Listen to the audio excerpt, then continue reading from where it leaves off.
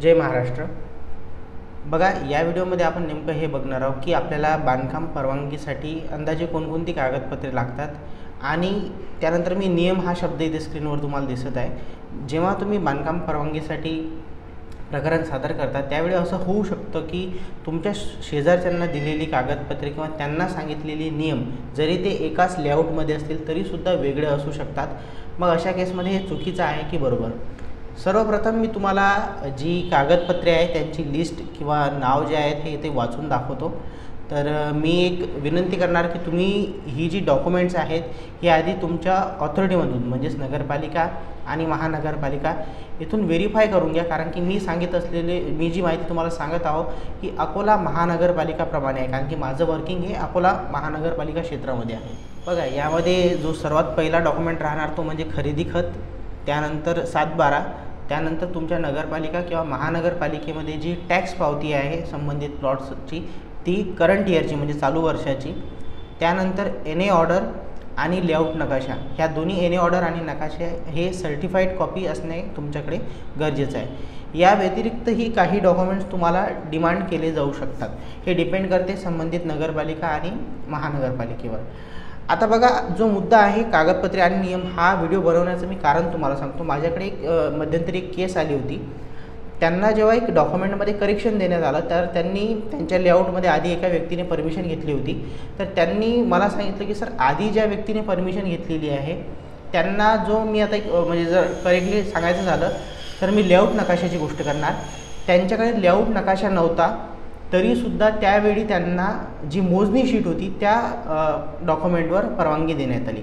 मग आता त्याचं म्हणणं आहे की जर या लेआउटमध्ये माझा प्लॉट आहे तर मग मला का बरं लेआउट जे आहे म्हणजे लेआउटची सर्टिफाईड कॉपी हीच का मागण्यात येत आहे? बघा, अशा केसमध्ये नेमकं तुम्हाला आधी ही गोष्ट समजायची आहे की पहिले तर तुम्ही ही गोष्ट समजून घ्या की तो जो शेजारी आहेत हे तुमच्या लेआउटमध्ये जर असतील तर तुम्ही या पॉईंटला सिरियसली घेऊ शकता की हो, की तुम्ही संबंधित ऑथॉरिटी किंवा इंजिनियरला विचारू शकता।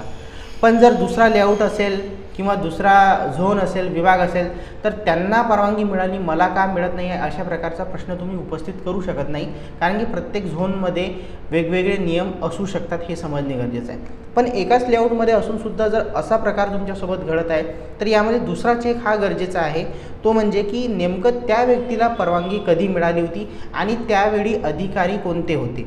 याचं मी तुम्हाला जर प्रत्यक्ष जे म्हणजे मला जो अनुभव आलेला ते मला सांगायचं आहे। बघा, इथून 2 वर्षाआधी जर आम्ही बघितलं, 2 किंवा 3 वर्षाआधी संबंधित आमची जी अकोला महानगरपालिका आहे यांची जी डॉक्युमेंटची लिस्ट होती ही फार कमी होती। जसा जसा हा वेळ जात गेला, अधिकारी बदलत गेले, त्याप्रमाणे या डॉक्युमेंटमध्ये बदल होत गेली।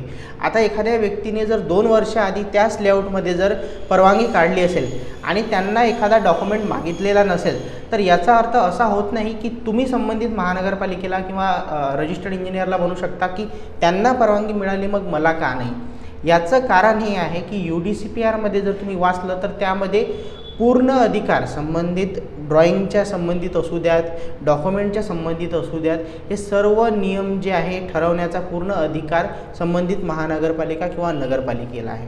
त्यामुळे सध्याच्या परिस्थितीमध्ये काय डॉक्युमेंटची लिस्ट आहे हे जाणून घेणं गरजेचं असते आणि त्याप्रमाणे तुम्हाला ते सबमिट करावेच लागतील।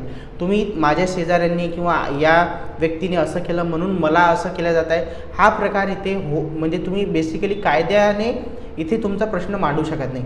ठीक आहे, एक गोष्ट होऊ शकते की एकाच कालावधीमध्ये एकाच लेआउटमधील व्यक्तींसोबत जर हा भेदभाव होत आहे आणि हे तुमच्या इंजिनियरकडून, म्हणजे समजा मी आता अकोला महानगरपालिकेमध्ये काम करत आहो तर माझ्या वर्किंग एरियामध्ये जर हा प्रकार झाला आणि तो जर तुम्ही मला दाखवला म्हणजे इंजिनियरला, संबंधित तुमच्या इंजिनियरला जर तुम्ही दाखवला आणि त्यावेळी जर त्यांनी म्हटलं की नाही हा प्रकार चुकीचा होत आहे, त्यावेळी तुम्ही ही समस्या लेखीमध्ये ही तक्रार म्हणा किंवा ही जी विनंती आहे ही मांडू शकता की संबंधित XYZ या व्यक्तीला तुम्ही परवानगी दिलेली आहे, तेच कागदपत्रे होते, सर्व तोच डॉक्युमेंट आणि ड्रॉइंग होती, मग मला का देण्यात येत आहे।